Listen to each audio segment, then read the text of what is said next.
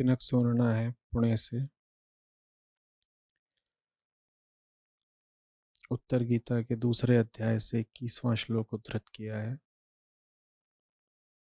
मनुष्य नाना प्रकार के शुभ कर्मों का अनुष्ठान करके केवल पुण्य के संयोग से इस लोक में उत्तम फल और देवलोक प्राप्त करते हैं। तो पूछ रहे हैं इस श्लोक में शुभ कर्म और उत्तम फल से क्या तात्पर्य है, कृपया समझाएं।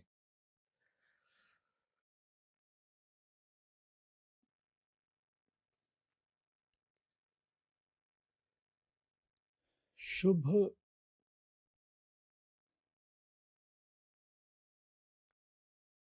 सिर्फ बंधे हुए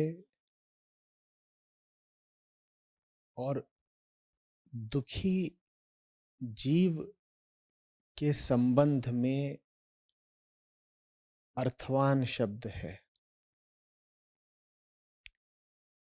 नहीं तो शुभ शब्द का कोई अर्थ, कोई औचित्य है ही नहीं। हम परेशान हैं, हम व्यग्र हैं, हम बद्ध हैं, हम भ्रमित हैं,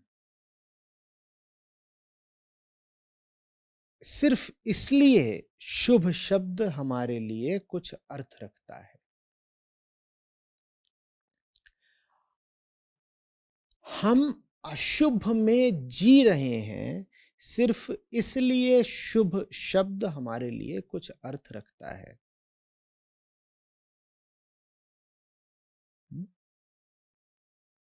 तो फिर स्पष्ट ही होगा कि शुभता कहाँ निहित है। जो भ्रम में जी रहा है वो भ्रम से आनंद तो नहीं पा रहा ना। तो क्या शुभ है उसके लिए जो भ्रमित है? भ्रम का कटना। क्या शुभ है उसके लिए जो बंधन में है? शुभता और हितता एक हैं। जो तुम्हारे हित में है वही तुम्हारे लिए शुभ है, कोई अंतर नहीं।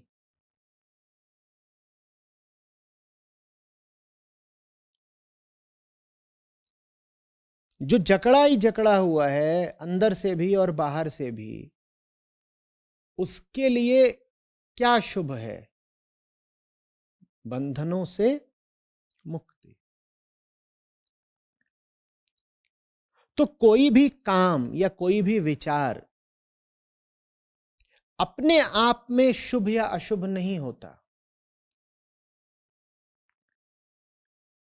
वो आपके संदर्भ में शुभ या अशुभ, हितकर या अहितकर होता है।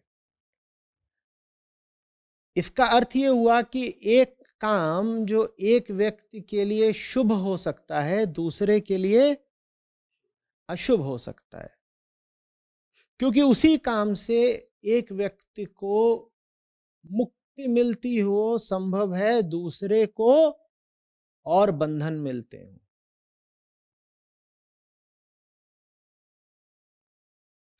शुभ, पुण्य, हित, धर्म चारों एक हैं। शुभता, पुण्यता, हितता और धार्मिकता, इनमें कोई अंतर नहीं है। जो शुभ है वही धर्म है, जहां धर्म है वहीं हित है, और तुम्हारे हित का ही दूसरा नाम पुण्य है। इनको अलग अलग देखने की या इनके विभिन्न अर्थों में उलझ जाने की कोई जरूरत नहीं है।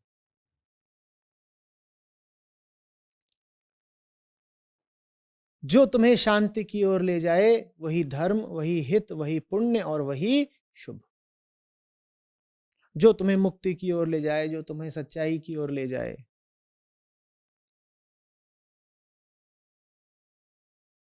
जो तुम्हारे आंतरिक अंधेरे को मिटाए, आंतरिक कलह क्लेश को दूर करे, वही शुभ है तुम्हारे लिए।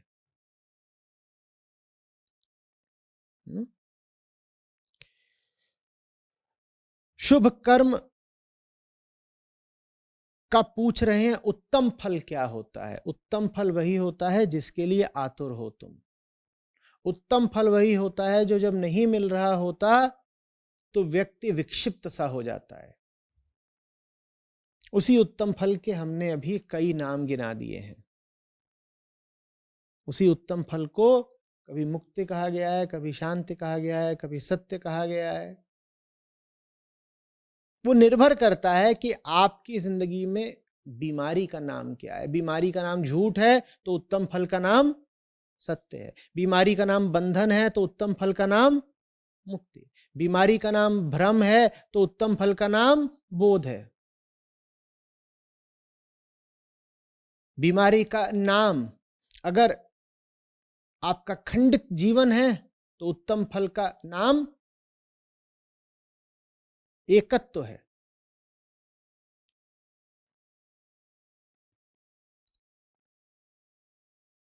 तो ये है शुभ कर्म, ये है उत्तम फल। भूलिएगा नहीं कि ये सब प्रथाओं, परंपराओं या कर्म कांड से संबंधित शब्द नहीं है। आप नहीं कह सकते कि मैं हर हफ्ते एक बार फलाना पुण्य का काम किया करता हूं। पुण्य कोई पूर्व निर्धारित चीज नहीं होती कि इस दिन इस जगह जाकर के इतना दान कर दोगे तो पुण्य हो जाएगा ना। पुण्य पूरे तरीके से व्यक्ति सापेक्ष होता है। जो आपको राहत दे सो पुण्य है, जो आपको प्रकाश दे सो पुण्य है। परिपाटी निर्धारित कोई पुण्य नहीं होता, न पाप होता है। बल्कि अगर आप परिपाटी आधारित पुण्य कर रहे हैं, आप सोच रहे हैं कि परंपरा से चला आ रहा कोई शुभ कर्म निर्धारित है, तो संभावना यही है कि वो शुभ कर्म आपके लिए शुभ नहीं होगा, अशुभ ही होगा। क्योंकि शुभता का ही दूसरा नाम बोध है ना।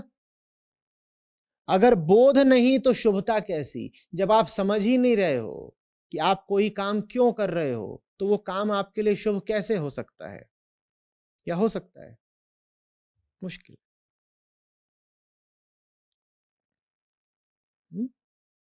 जब हम वीगन एक्टिविज्म करते हैं, लोग समझाते हैं कि ये चीज़ जो कर रहे हो गलत है, तो हमें कुछ ऐसे आंसर सुनने को मिलते हैं कि यह मेरा कर्म है और अगर मैं ये नहीं करूँगा मेरे लिए और कोई कर्म नहीं है, मेरे बीवी बच्चों का या फिर गुजारा नहीं हो पाएगा, या फिर जो जिस स्थिति में वो रह रहा है मतलब स्थिति ऐसी है कि वो स्थिति के खिलाफ नहीं जा पा रहा और वही स्थिति उसका कर्म है।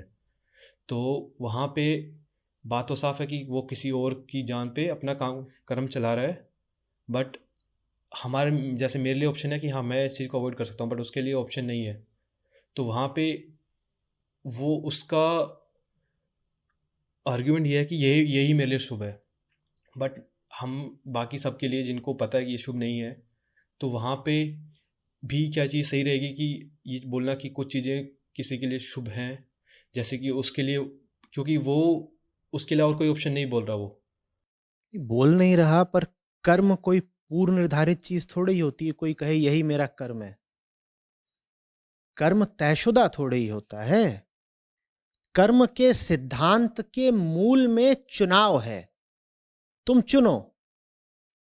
तुम शुभ कर्म करोगे तो उत्तम फल मिलेगा, अशुभ कर्म करोगे तो अधम फल मिलेगा। तो ये तो बात ही बड़ी बचकानी है कि मैं ये घटिया काम कर रहा हूं और यही मेरा कर्म है और मुझे यही करना है। यही तुम्हारा कर्म है नहीं, तुम ये कर्म करना चुन रहे हो। तुम कुछ और भी तो चुन सकते हो। तुम यही क्यों चुन रहे हो? कर्म का पूरा सिद्धांत यही तो कहता है, जैसे कर्म का चुनाव करोगे तदनुसार फल पाओगे।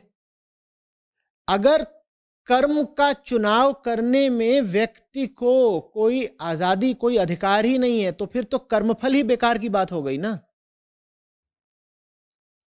कर्म का पूरा सिद्धांत ही यही है कि तुम्हें आजादी है, तुम ये भी कर सकते हो, तुम ये भी कर सकते हो, तुम ये करोगे तो ये फल मिलेगा और ये करोगे तो ये फल मिलेगा। अब जरा विवेक से देख लो कि तुम्हें ये करना है या ये करना है। तो ये बात क्या है कि ये मेरा कर्म है, मैं कर रहा हूं। ये बात इन्होंने कहा कि ये वीगन एक्टिविज्म करते हैं, उसमें जो लोग मांस का कारोबार कर रहे हैं या मांस खा रहे हैं, वो कह रहे हैं कि यही तो मेरा कर्म है, मुझे यही करना है। काहे भाई, कहां लिखा हुआ है कि तुम्हें यही करना है? कौन सा नियम चल रहा है कि तुम्हें यही करना है? कल को ये जो तुम व्यापार कर रहे हो मांस का, अगर इसमें नुकसान होना शुरू हो जाए तो भी यही करोगे क्या, ये कह करके कि यही तो मेरा कर्म है? आज वहां से पैसा कमा कमा करके जेब भर रहे हो तो कहते हो यही मेरा कर्म है, मुझे यही करना है। हम देखते हैं कि कल को तुम्हें नफे की जगह इसी व्यापार में नुकसान होना शुरू हो जाए, क्या तुम तब भी कहोगे कि यही मेरा कर्म है, मुझे यही करना है? तो ये सब बेकार की बातें हैं कि ये मेरा कर्म है, मुझे तो यही करने दो। बात सीधे सीधे लालच की है कि अभी मैं ये कर रहा हूं और ये करके मुझे फायदा हो रहा है, मैं जिसकी गर्दन काट रहा हूं वो बेचारा असहाय है, दुर्बल है, वो मेरा कुछ नुकसान तो कर नहीं पा रहा, तो मैं मजे मार रहा हूं, तो मैं यही करता चलूंगा। ये सीधे सीधे शोषण की और अधर्म की बात है। इसमें क्यों कर्म और कर्म फल को बीच में ला रहे हो?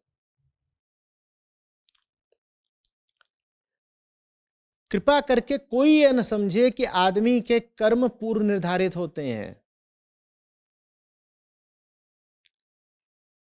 श्री कृष्ण हमको ऊंची से ऊंची आजादी देकर के गए हैं। उन्होंने कहा है तुम पूरी तरह मुक्त हो, और ये आजादी उन्होंने आत्मा को भी नहीं बताई है। ये आजादी उन्होंने कहा ये अहंकार के पास ही आजादी है। आत्मा तो सदा मुक्त होती ही होती है। उन्होंने कहा अहंता को भी पूरी आजादी है कि वो ये करना चाहे तो ये करे, ये करना चाहे तो ये करे, ये करना चाहे तो ये करे, कुछ और करना चाहे तो कुछ और करे। तुम हर दिशा में जा सकते हो और तुम्हें अनंत विकल्प उपलब्ध हैं।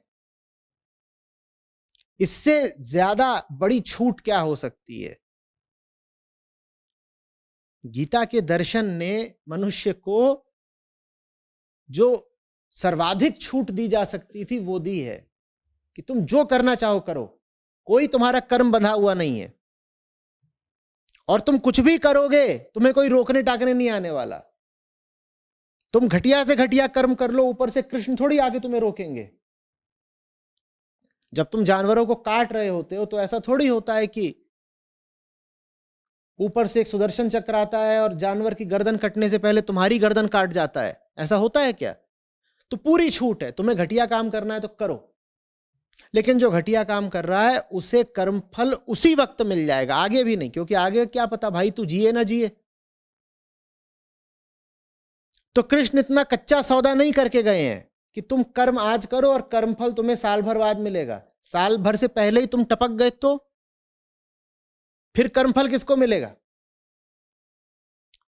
तो व्यवस्था ऐसी कुछ रची गई है कि साहब आप कर्म अभी करेंगे और कर्मफल आपको कर्म के साथ ही मिल जाएगा। मैं तो कहा करता हूं कि कर्मफल कर्म से थोड़ा पहले ही मिल जाता है।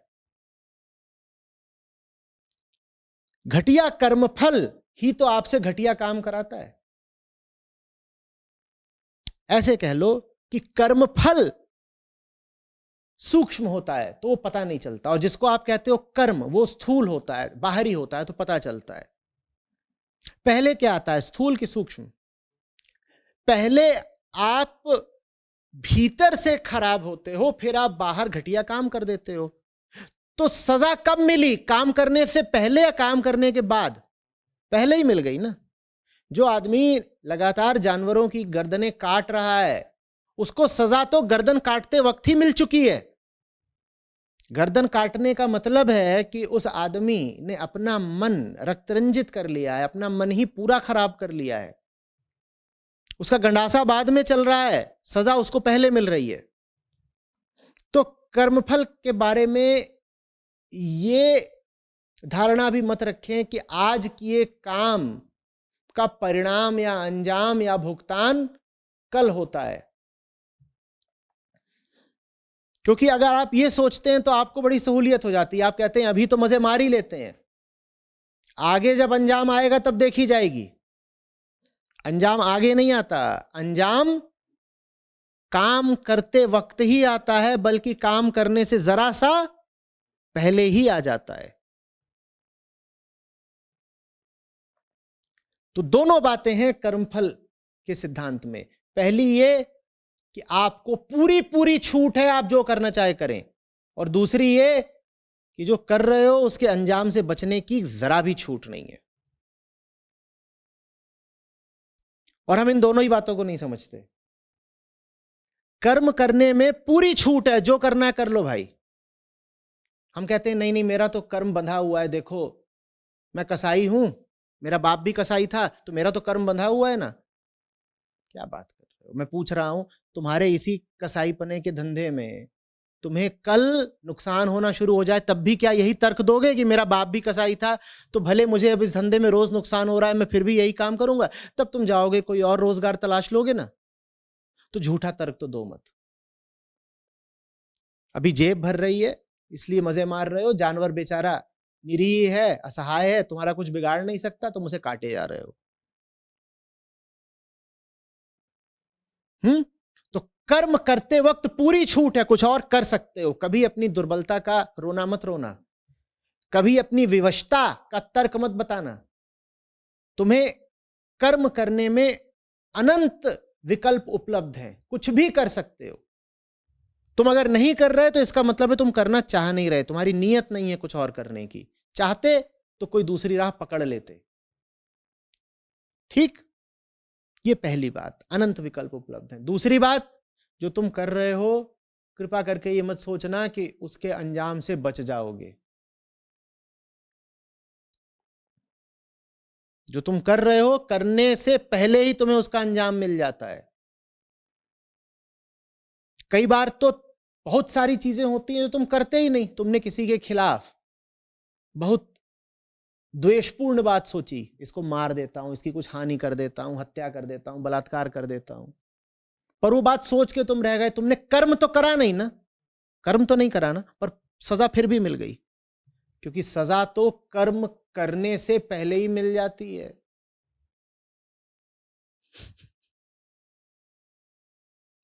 तुमने कर्म तो करा नहीं, तुमने हत्या तो करी नहीं, तुम्हारे दिमाग में बस ख्याल आया था कि इसको मार ही दूं आज। वो जो ख्याल है वही सजा है। इतना घटिया ख्याल तुम्हारे मन को बर्बाद कर गया ना, यही सजा है। मिल गई सजा। हत्या तुम अब करो चाहे ना करो। तो कर्म फल बड़ी अचूक चीज है, वो निशाना चूकती ही नहीं। कर्म करो तो कर्म फल मिलता ही है, कर्म न भी करो तो भी कर्म फल मिल जाता है, ख्याल भर से मिल जाता है।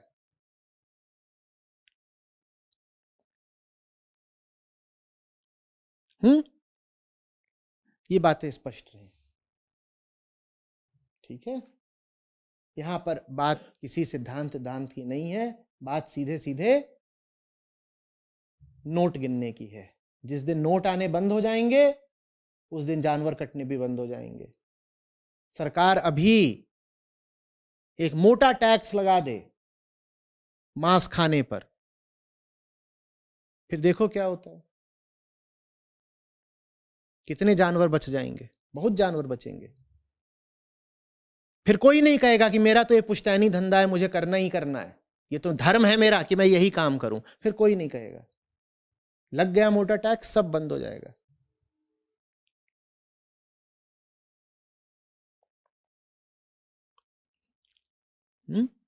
बात न कर्म की है न धर्म की है, बात लालच, मुनाफे और जबान के थोथे स्वाद की है। इसलिए कटते हैं जानवर।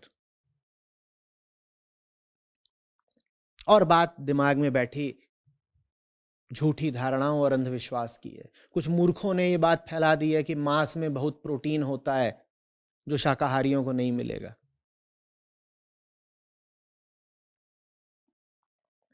उनको मैं बहुत तरीकों से समझा सकता हूं, पर आज मीडिया के युग में मैं उनसे कहूंगा कि जाके एक डॉक्यूमेंट्री है द गेम चेंजर्स, वो देख लो, तो कम से कम तुम्हारा ये तर्क तो मिटे कि मांस सेहत के लिए बड़ी अच्छी होती है।